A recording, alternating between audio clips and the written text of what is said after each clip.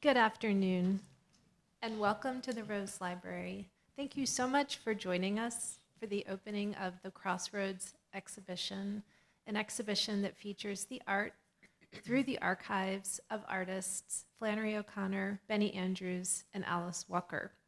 I am Jennifer King. I serve as the director of the Rose Library, and I am incredibly honored to be moderating a conversation with the curators of this exceptional and extraordinary exhibition.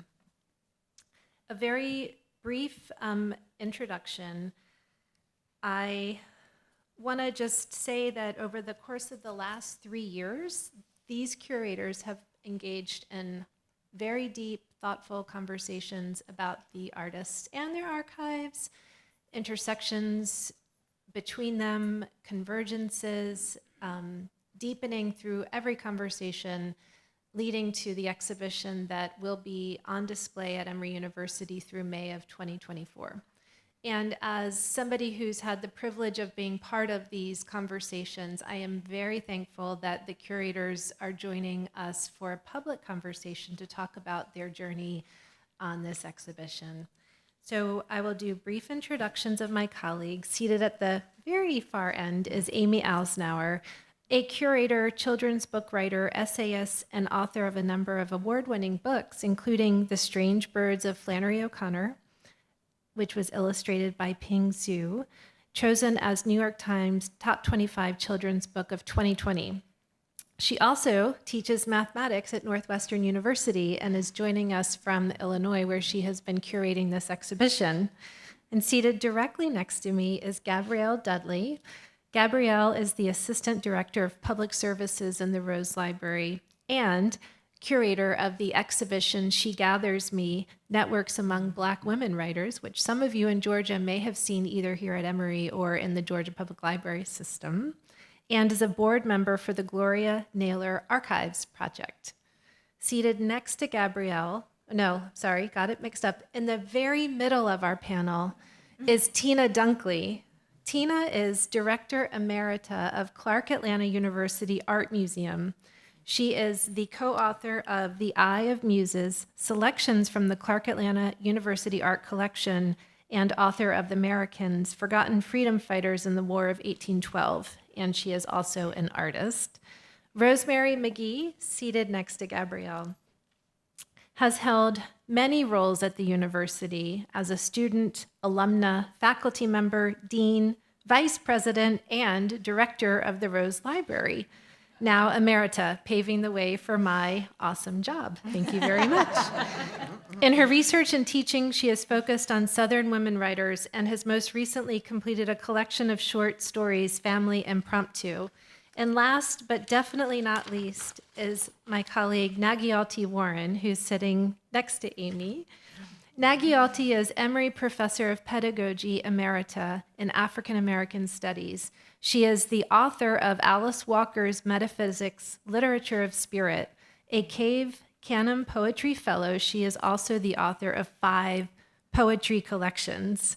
So you can see why this journey has been one of the most thoughtful, inspiring, intellectual conversations I've been part of in my entire life. So, to get us started, our curators have put together a statement that considers the invitation and opportunity that we have at the Crossroads. The statement will be followed by a discussion of the exhibition's central questions: who am I, where am I, and what am I seeking? Thank you so much, Jennifer, and thanks all of you for being here. The curatorial statement that we're about to read comes from, it's written very close to the end of our efforts on this exhibition, and it reflects our own reflections about the journey that we've been on, and we decided to read it together sequentially. Prepare to arrive at the crossroads. Prepare to engage in question. Prepare to affirm, celebrate, or react. Prepare to debate with the artists, the works, and with us, the curators. Prepare to wander and wonder. Be prepared to reflect and to wrangle. With the archives, the past, the present, humanity, struggle, disturbance, fallibility, distinction, beauty, faith, truth, prejudice, artistry, controversies, and consequences. In this challenging moment, be prepared to stand at the crossroads of time, place, and perspective. So I'm going to talk a little bit about how this exhibit, the central themes of this exhibit, and how we kind of conceived of this as a group. So at the heart of our exhibit is a meeting, what I've come to think of as something like an artistic miracle. For across decades and radically divergent paths, 3 significant Georgia artists, Flannery O'Connor, Alice Walker, and Benny Andrews, ended up brilliantly gathering artistically around a single story. The catalyst for this gathering was the 1961 publication of Flannery O'Connor's short story, Everything That Rises Must Converge. In the story, 2 women, one white, one black, board the same bus, both accompanied by a son. They are wearing identical hats. They mirror one another, but are wary, and they react. Alice Walker read this story when she was in college and responded in 1966, so not long after Flannery O'Connor had written the story herself and had passed away, with her own short story, Convergence, which remained unpublished until Nagyalti Warren brought it to publication. And later in 1975, Walker reflected again on this story in her gorgeous essay, Beyond the Peacock, in which she wrestles with both her fierce love and her hatred for O'Connor. The truth about any subject, she says, only comes when all sides of the story are put together, and all their different meanings make one new one, for each writer writes the missing parts of the other writer's story. Decades later, Benny Andrews chose, also late in his life, to illustrate this same story. In a beautiful afterword, he grapples, like Walker did before him, with questions of history and identity, why he, as an African-American man, would choose to illustrate the work of a white Southern woman, who he said retained a lot of the very worst of the cruel, inhumane, even murderous society in which she lived. But in the end, he said, he took this dare because in her writing, he found a confrontation with the leaping flames and churning waters. I've looked into her work, he said, and found revelations. By taking on this work, he said that he hoped to create a more powerful force than their 2 lines could make. So I think it is deeply fitting that this story that sits at the heart of our exhibit provided the central thematic questions that organize and galvanize our exhibit. So at one point in the story, the main 2 characters, the adult son, Julian, and his mother, have a brief but central exchange. Julian's mother declares, "I know who I am," and Julian shoots back, "Knowing who you are is good for one generation only. You haven't the foggiest idea where you stand now or who you are." So the story explicitly asks, who am I and where am I? And implicit in its narrative and in the revelation at the end is a third question: what am I seeking? These 3 questions guided our curation. We grappled personally with these 3 questions as we encountered the material, stood at the crossroads with each other and with the 3 artists, and experienced the complexities that this meeting implies. And now here we invite you, the viewers, to ask these same 3 questions of yourselves as you encounter the sometimes brilliant, sometimes flawed, and necessarily incomplete answers provided by these 3 Georgia artists and human beings. Who am I? Where am I? And what am I seeking? Thank you, Amy, for that incredible introduction to the exhibition. And we are going to move right into the first question, which is to ask each of you as curators to consider what the Crossroads means to you. I think in particular, it'd be wonderful to hear about what particularly inspired you and challenged you with this metaphor? What did you find difficult? What is it about the artists or the relationship between these artists that you find compelling and challenging that you would like to share with our audience tonight? Would you like to start? Sure. Yes, thank you, Amy. A quotation from Flannery O'Connor that's in the exhibition reads, "The writer operates at a peculiar crossroads where time and place and eternity somehow meet. His problem is to find that location." We all stand at that crossroads. And this exhibition exemplifies the multiple crossroads the archives, the artists, and we as curators, and you as viewers experience in the geographical, spiritual, political realm. In our archives here at Emory, we have papers of Confederate soldiers. We have papers of the Ku Klux Klan. Alongside those of the SCLC, the great civil rights organization, Southern Christian Leadership Conference, and civil rights journalists. All these people, papers, and people are in conversation with one another.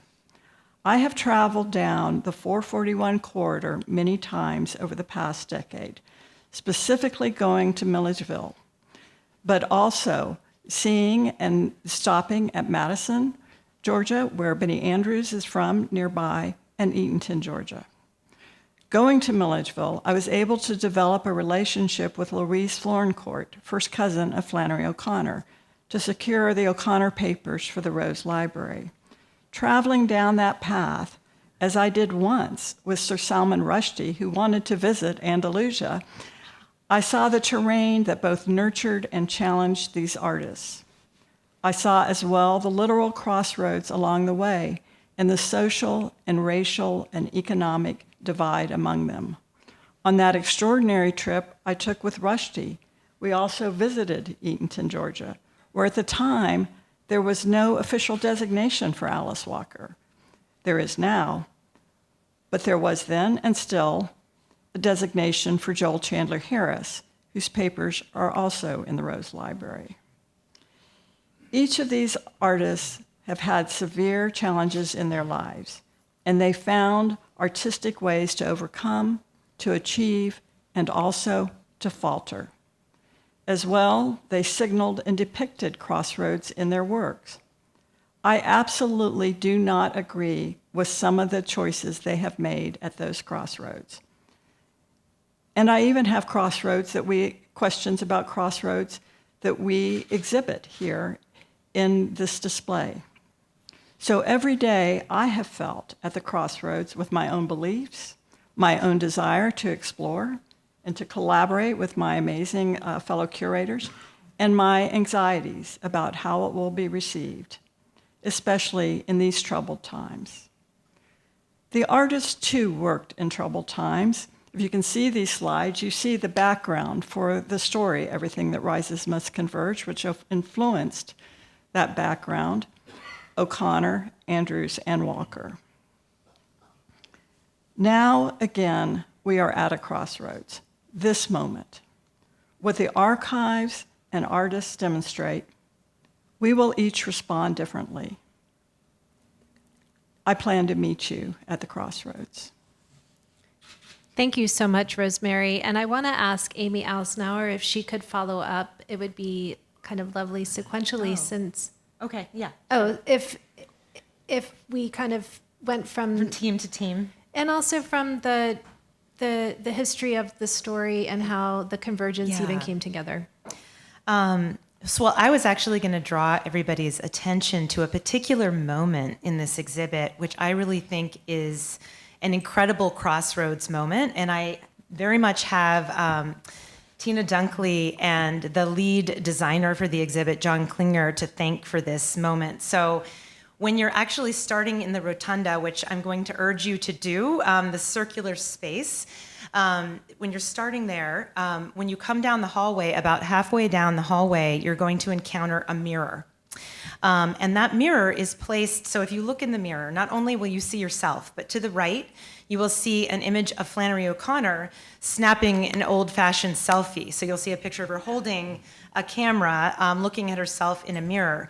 But the thing that really makes this incredible is what you can see reflected from the opposite wall in that mirror beside you as you look at yourself. And that is an original portrait of Flannery O'Connor done by Benny Andrews that actually kicked off and inspired his incredible Migrant series.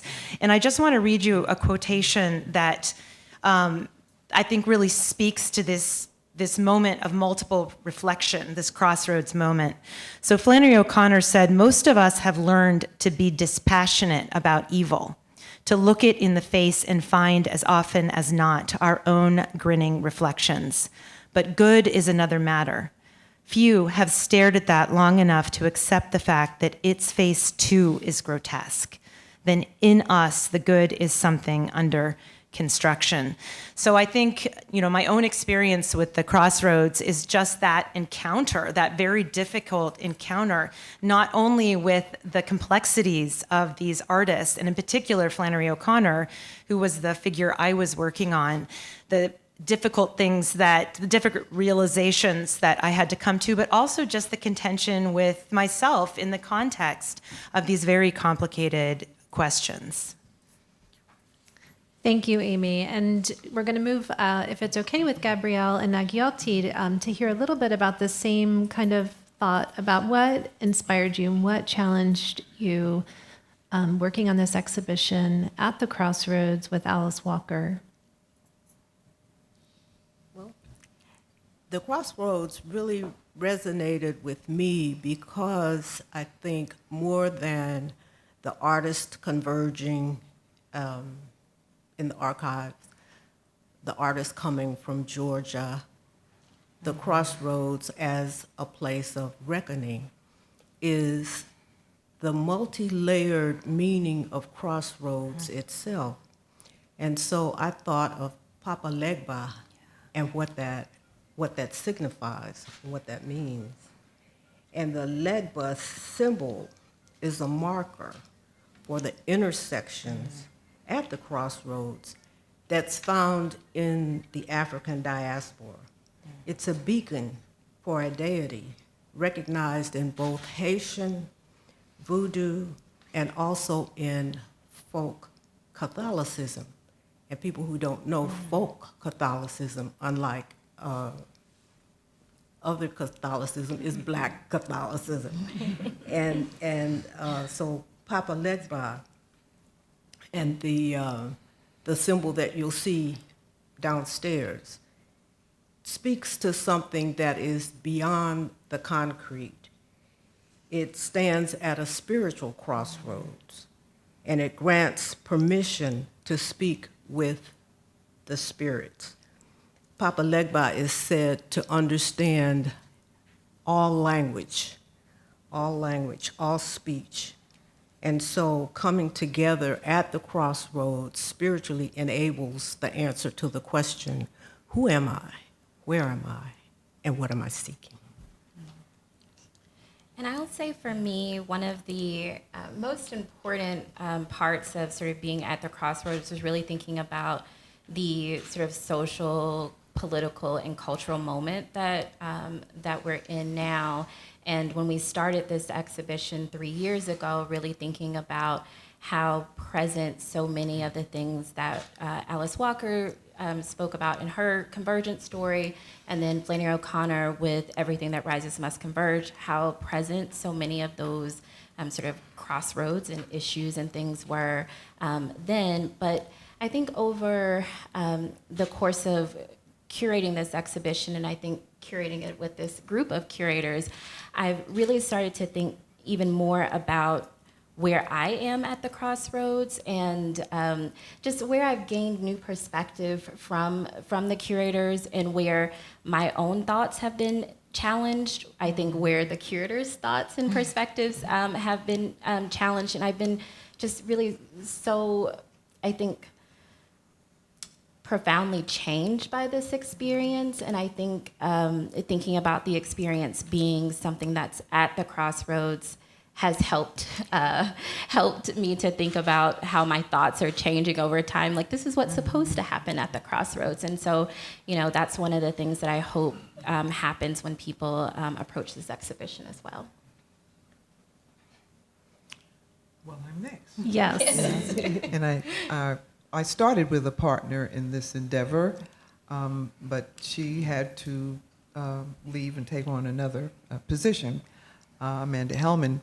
And so I come to this project it was an invitation from, I think it started with Gina Duvernay and then Jennifer, and it was quite a surprise, but it was about Benny Andrews. And Benny, my first meeting of Benny, when I think about Benny, he really lived in the Crossroads. And I met him in New York City, in fact, in front of the jailhouse there, the Tombs, when he was going in to teach art to the prisoners, the inmates. And I was in undergrad school, and I was trying to figure out where were black artists, because I wasn't getting that information from my institution. And so, and I left probably soon thereafter in 74. So this idea of, and then years later, I encountered Andrews here in Atlanta at openings at his art exhibitions, and then at his studio in the Athens area. So that when the invitation came, and we didn't have that title at the Crossroads, so that's the other thing. So I'm sort of dealing with this circuitously, but the encounter with him and the idea that I was coming into an enclave of curators, brilliant people, to really explore what his life was like living in the Crossroads, truly, and the challenges that he met. Somehow it worked, it fit, and what I found. I think there's still much for me to contemplate on relative to what my involvement has been here in Atlanta, but this idea of us all converging here tonight during the time that the world is in one of the more intense, tumultuous moments is really giving us, I think all three of these artists are giving us a way forward to really consider how we really handle and process challenges of humanity, and how are we going to really go about solving some of these problems if in fact they are resolvable. So that's how I came into this endeavor, and we still stand at the crossroads. Yeah. All right. Those are incredible answers, and I agree completely. My own understanding of what it means to be at the crossroads has deepened indelibly, and I'm so thankful to have had that education working with you.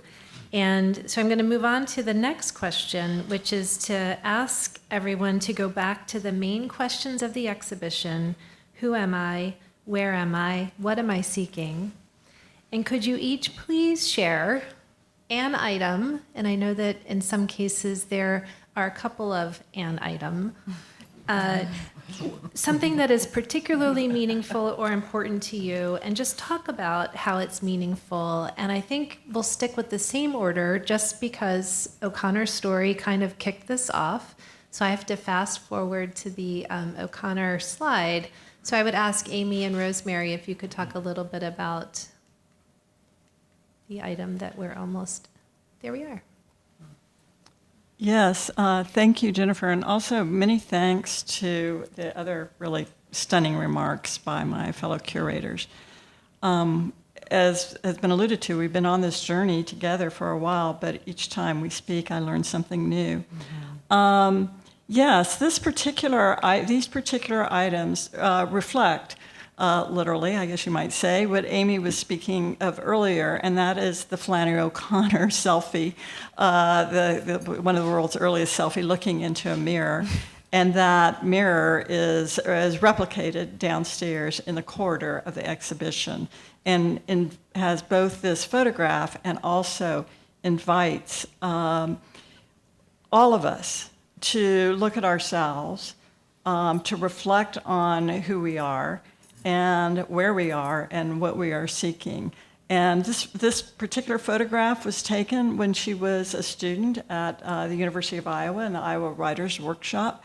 And she'd left Milledgeville, and she was exploring herself. She spoke with a deep Southern accent that they could hardly understand in those workshops. And she was finding a place for herself, and her stories immediately gathered the attention of the other writers there and the teachers there, and really it became the springboard. So that kind of self-reflection, if you will, led to stories that invite reflection as well, and revelation, and sometimes rebuke. I've paired it here with a letter to Betty Hester, who became her most important correspondence, besides her mother, of course, to whom she wrote daily. My daughter's here in the audience. She does text me daily. But Betty Hester was a postal clerk here in Atlanta and had read O'Connor's stories and became infatuated with them. And so she began a correspondence with her in 1955. And the reason I chose this letter is because it's the first in the series, first of all, that Flannery O'Connor wrote back to her, and because I'm in love with the opening to it, which also speaks to the idea of reflection. Dear Miss Hester, I am very pleased to have your letter. Perhaps it is even more startling to me to find someone who recognizes my work for what I try to make it than is for you to find a God-conscious writer near at hand.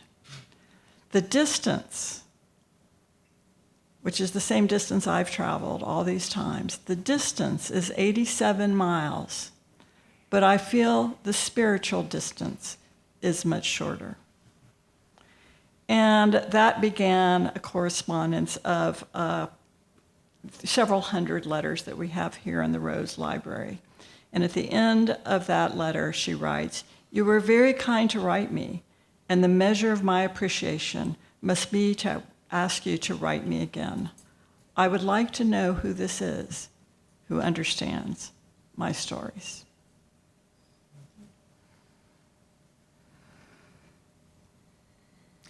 Could we advance to the next slide? Actually. I wonder if we have a missing slide. Amy, what is your slide of? It's of mistaken identity. Okay. I can certainly speak of it without the slide. So Yes. I'll start and maybe it will appear. Okay, so the piece I wanted to talk about, and you'll see it in the exhibit, is a story that really became central to my thinking about O'Connor and this exhibit because of the year it was created. So it's what you're supposed to be seeing is the frontispiece from a story that she wrote in 1941. It was 1941 was the year that she turned 16. It was the year Pearl Harbor was bombed. And most cataclysmically for her personally, it was the year that her beloved father, who was her greatest advocate and friend and really the source, or her deepest relationship to love from the beginning of her life, he died of lupus. So the year immediately preceding this, in a high school assignment, she had written that though I am only 14 years old, I feel that I need to bring literature into being. So it was right at this moment when her father was already direly ill that she started to really come into a realization of her vocation. But I think more than anything else, the reason why this story has come to occupy such a central place in my thinking about O'Connor is because of what she wrote about this year in a notebook in college. And this isn't one of the famous notebooks that the prayer journal or the journal she kept in college. This is actually just a little paragraph written in a notebook that has lists of grades and classes that she's taking. So she wrote this: "The reality of death has come suddenly upon us, has broken our complacency like a bullet in the side. A sense of the dramatic, of the infinite, of the tragic has descended upon us, filling us with grief, but even above grief, wonder." This loss became the emotional center from which she would create all of her stories, all of her moments of transformation, which were often accompanied by violence. Notice those words she used, like a bullet in the side. So this really laid the groundwork for all of those moments of revelation in her fiction. And I think it is aptly named the story Mistaken Identity, for much of her fiction does exactly that, probes the ways in which we mistake our own identities and the identities of others. Thank you so much. That is incredibly profound, and I'm very sorry about the missing Totally slide, but you painted an amazingly vivid picture of it. And just to let you know that you'll actually be able to look through that book, which is quite comic, but it also is really her first attempt at a literary symbol and a mistaken identity. Thank you. So we are going to talk with our Alice Walker curators about the item that they selected. I selected a quilt because one of the underlying impetus for Walker's story, Convergence, and many of her other stories, is that she's looking for wholeness, and she wants to tell the whole story. And the quilt symbolizes the putting together of various parts to create a new whole. That's a picture of the color purple quilt. The quilt that you're watching now is the quilt that she made when she was writing a collection of short stories. So not only does the quilt symbolize an item, an artifact that speaks to her search, what am I looking for, which is wholeness, but it also helps to explain who she is. And yes, she's a Pulitzer Prize winning author, but she was also a wife, a mother. You know, she spent time in a rocking chair, and you'll see the rocking chair downstairs, making the quilt, piecing the pieces together, and that enabled her creative output, not just in terms of words, but in terms of artifacts. And for libraries and for archives, it is so important to collect those kinds of items, particularly from Black women who not necessarily well represented in national archives. And thanks to people like Randall Burkett, who's sitting back there, helped us to bring Walker's collection to Emory. And it's probably, Emory might in fact be the best kept secret in the United States in terms of who's in the archives. Yeah. Alice Walker's in the archives. James Weldon Johnson's in the archives. Martin Luther King Jr. is in the archives. So that's piecing together and making a whole. Yeah. So for me, so I work in Rose Library, for those of you that may not know, and I am often asked what is my favorite item within the collection, and lots of music accompanying me. I love it. Yes, I want to dance. People always ask, what is my favorite item in the archive, and I never answer. I never answer because all of them are my favorite, but tonight I will let you in on a real secret. One of my favorite items in the archive is actually a scrapbook of Alice Walker's that she created when she was 15 years old. And for me, this scrapbook answers the three central questions of this exhibition: who am I, where am I, and what am I seeking? So one of the things I love about this scrapbook is that Alice Walker dedicates it to herself. So, people don't really do that, They dedicate it to a lot of other people, but she first dedicates his scrapbook to herself. And as you flip through the pages of this scrapbook, which you actually will be able to see them, the pages of the scrapbook go across a screen in the exhibition, you see why she dedicated it to herself. She, earlier in her life, had been shot in the eye and had gone blind in one eye and had really lost her self-confidence. And by the time of the scrapbook, you see her really gaining her self-confidence. And this scrapbook is also the first time that she declares that she wants to be a writer. And you see her writing about her world around her. She's writing about religion. She's writing about her family. She's also being sort of a mini archivist in a way, and saving photographs and notes and things from even the folks that are around her in her community.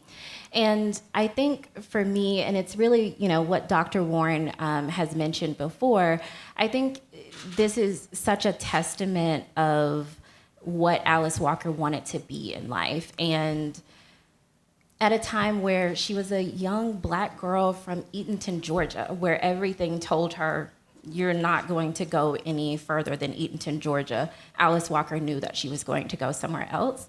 And I think as someone that was once a 15-year-old Black girl in the South, this is just a place, this piece is really near and dear to my heart. Well, I love that. And I think, Tina, we can move into your items. Whichever comes up, that's fine. We can hold it there. Okay. This is, that's the challenge. There really are. There are just so many items, documents that just strike you. But this one, if you would hold it, he was 15 when he wrote this piece for his Bernie High School newsletter. This is a segregated high school that he was attending, and the title is "We Negroes." We Negroes are moving ahead, and I was struck by the amount of detail that he included in this this piece, where he's talking about even data that he's giving about the number of doctors, 3,805 doctors. He's giving all of this information about the wars that African Americans fought in. I'm trying to, it keeps moving here. He talks about Carver, Franklin Frazier, then also Walter White. He covers so much territory in this.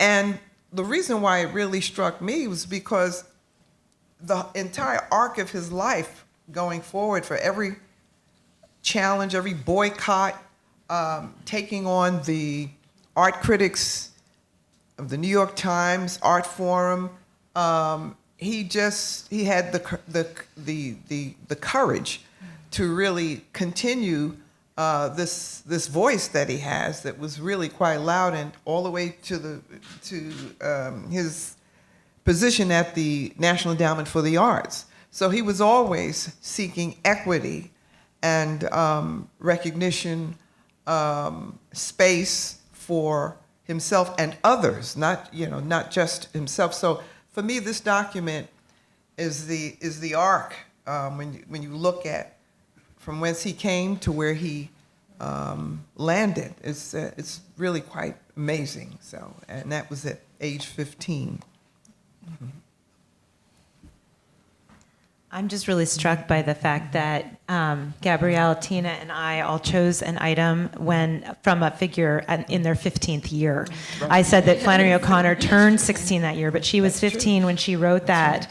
So I just think that's really profound. I'm personally so interested in the origins of the self in childhood, and so I just love that you can see that convergence right here.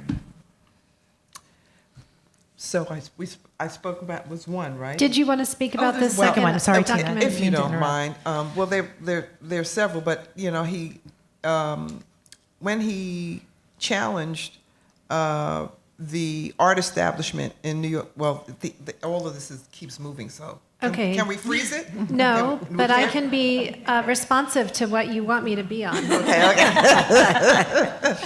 But just in passing, but this is his reflection from a meeting that he had with John Copeland's and Pincus Witten, where he was really trying to get the art critics to understand the works created by artists of color, black artists.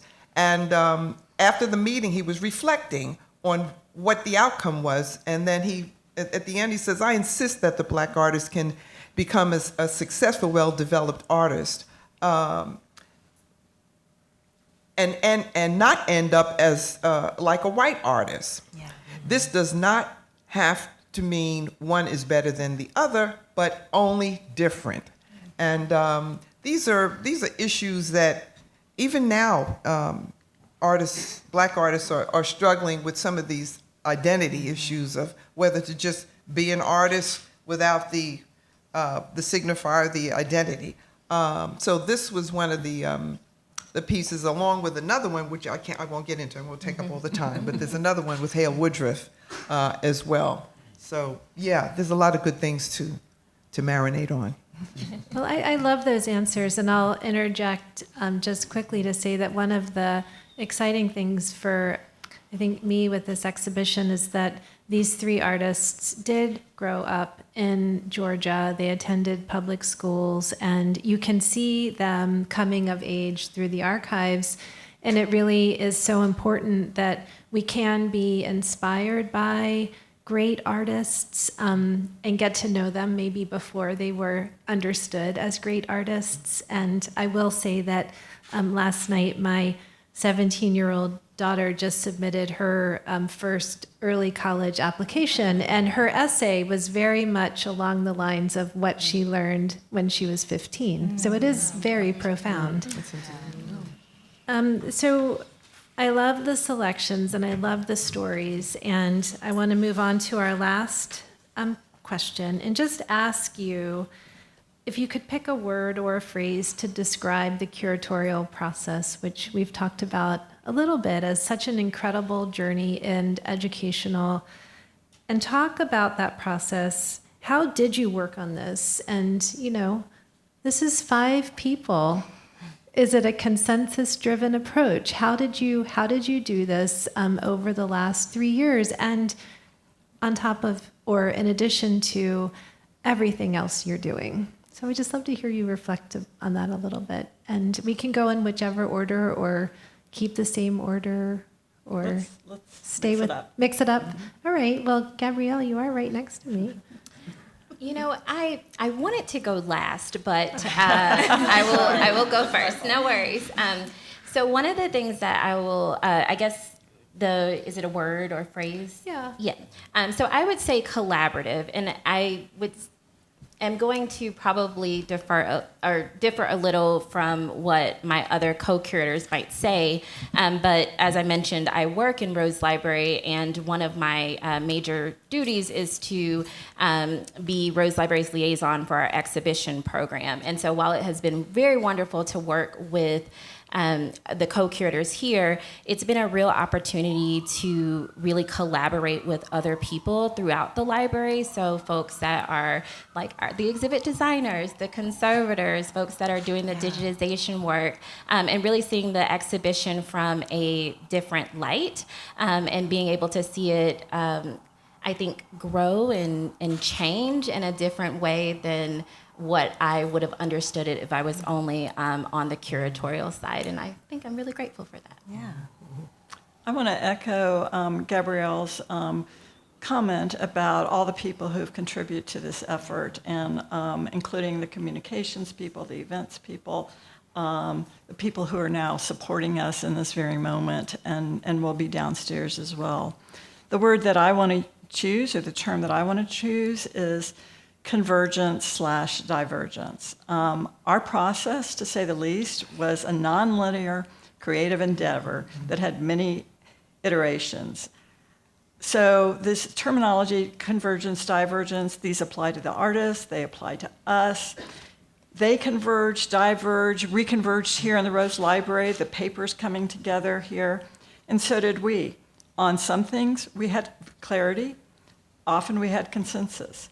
Amy and I worked on the O'Connor section together, as you've heard, along with many other parts, and we had very different skills and approaches, sometimes different ideas and opinions, and we found along the way several divergences and then a really amazing convergence. At other times, the curatorial team, at the Crossroads, we were miles apart from one another.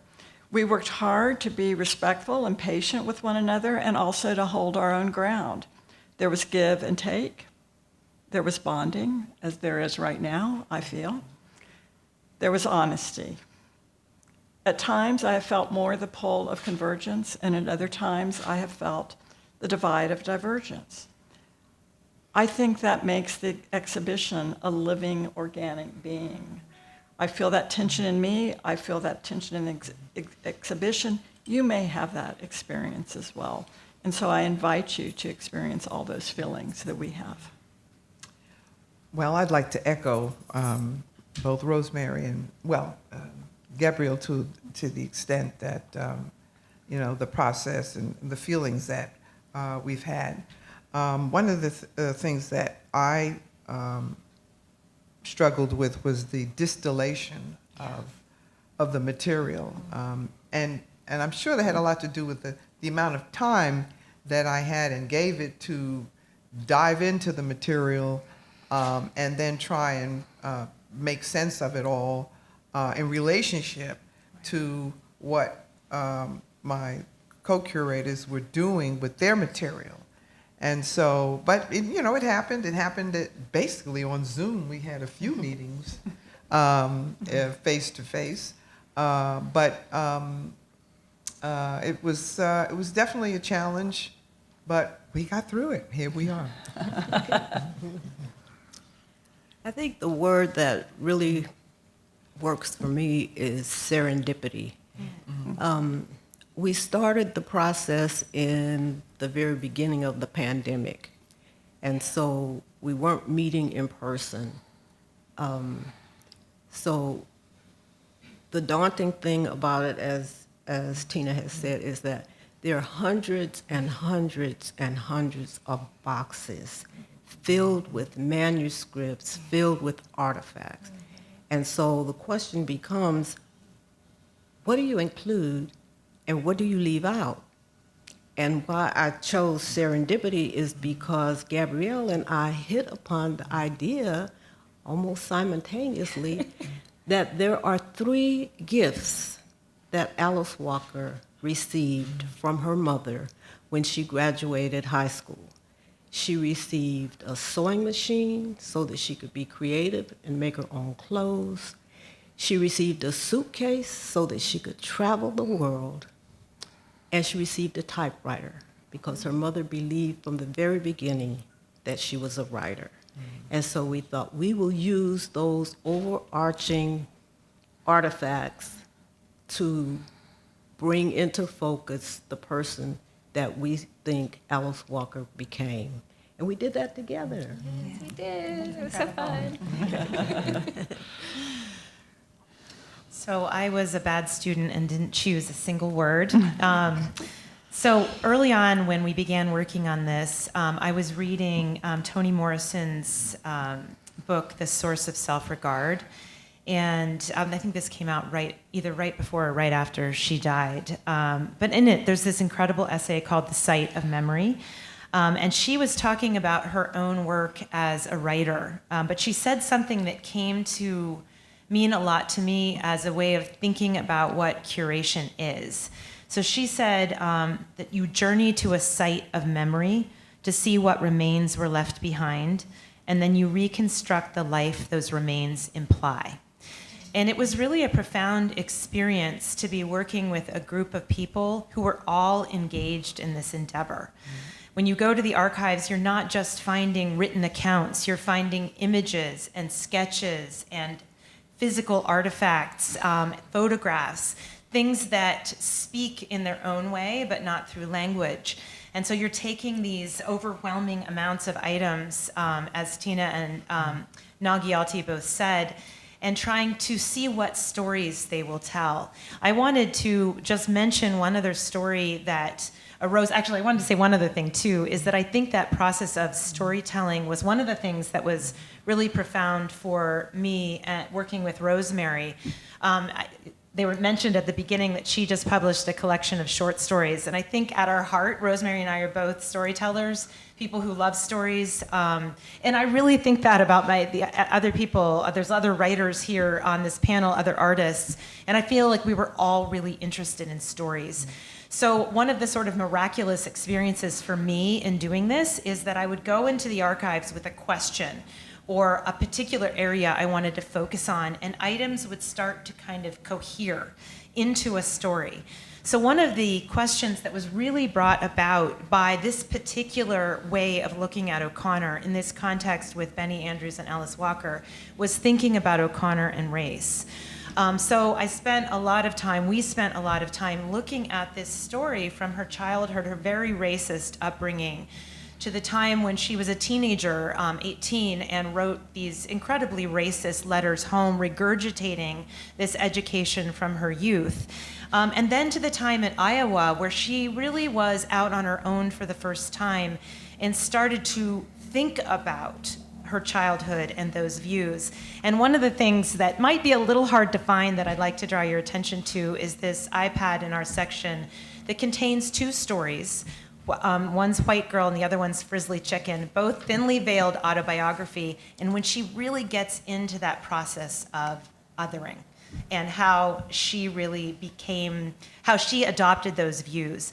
And that really, again, becomes a very central part of her fiction, is trying to understand that process of othering and diluting the self. So again, it was just an incredible experience when Gabrielle said collaboration, I think maybe she felt that the most deeply because of her multiple roles and all of the incredible work she did to support all of us through this. But I love collaboration too. I write children's books, and often I've collaborated with artists, and I really found this process to be similar to that in some ways, that the conversation between image and story. So. Those are amazing answers to that question, and I think it's the perfect time to begin transitioning to go actually spend time exploring the exhibition. There is a cliche phrase that's on my mind all of the time that has certainly been on my mind throughout this process, which is that hard writing makes easy reading. And I am confident that the hard work of these brilliant curators in collaboration, deep collaboration with exhibition designers and writers, has produced one of the most magnificent exhibitions that has ever been put together. And I am so thankful and applaud the work of the curators. The archive has and holds promise, but it has to be activated. And the effort of the last 3 years has truly activated the archives of these three amazing artists in a way that no one has ever looked at these artists together before. So it's groundbreaking scholarship that you're going to see downstairs. And I think as the curators are describing the way working on this project has really changed us in different ways, I truly believe that you too will have that change effect by learning about the artists. But I also want to say that the curators have been very transparent from the very beginning that they bring themselves to this project and to this work. And so the invitation is for you to engage with the archive that they've presented, but we really do want you to have your own experience with the materials that are on display downstairs. Can I just add one thing, Jennifer? On behalf of my fellow curators, I really want to thank you for being a guiding spirit, a navigator over choppy waters at times, and supporting all of our efforts and endeavors. It's really been, an amazing process to go through. Thank you. Yeah, here, It's here. very lovely. It's my honor, but thank you for that. I really appreciate it. And so thank you for everyone who's with us tonight. We're going to go downstairs, and we have a really beautiful reception planned. I'd like Yes, to just Tina. make note because I want to. I'd like to really acknowledge all of the people that were involved in the installation, designing the installation. We're talking about Kathy Dixon. We're talking about John Klinger Klinger. and Christian. Yeah. Holly, the editor. I mean, the people that are seemingly in the background are the ones that made this exhibition Exactly. look spectacular, and they really cannot be forgotten. They've been And working hats around off. the They've clock. been working around the clock until the minute we all arrived. So Yeah.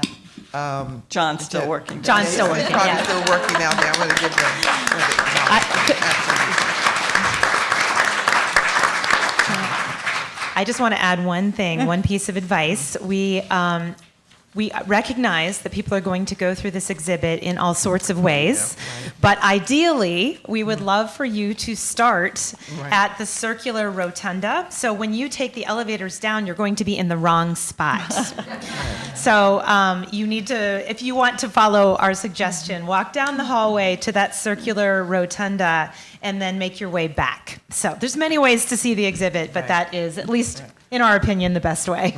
And another important thing to add is that in addition to everyone who's been mentioned and the materials that have been mentioned, I think it was Amy maybe or Rosemary who said that Flannery O'Connor had a very thick Southern draw and it was hard to hear her or understand her. We all have the unbelievable opportunity downstairs to hear Flannery O'Connor and Alice Walker and Benny Andrews talk about their work in their own voices, thanks to the beautiful curation of Adam Forrester and his team in ATS. So that is another section of the exhibition that you absolutely have to spend time getting to hear them in their own voices. So thank you. Yeah, and if I could just add one little acknowledgement. Sorry, but this is going to go on forever. Now they have insights into the curatorial meetings. Well, I just wanted to This is thank the one way other we person work. with respect to the film, and that's Elizabeth Kaufman, who's sitting right there. She was very generous in allowing us to take clips from the documentary Flannery for that. Yay, thank you. So Thank you. looking forward Thank you, to seeing Elizabeth. everybody downstairs. Please don't leave. The reception, the music, and remarks that will be offered by Dr. Robert Franklin are experiences that you don't want to miss. But for this part of our program, thank you so much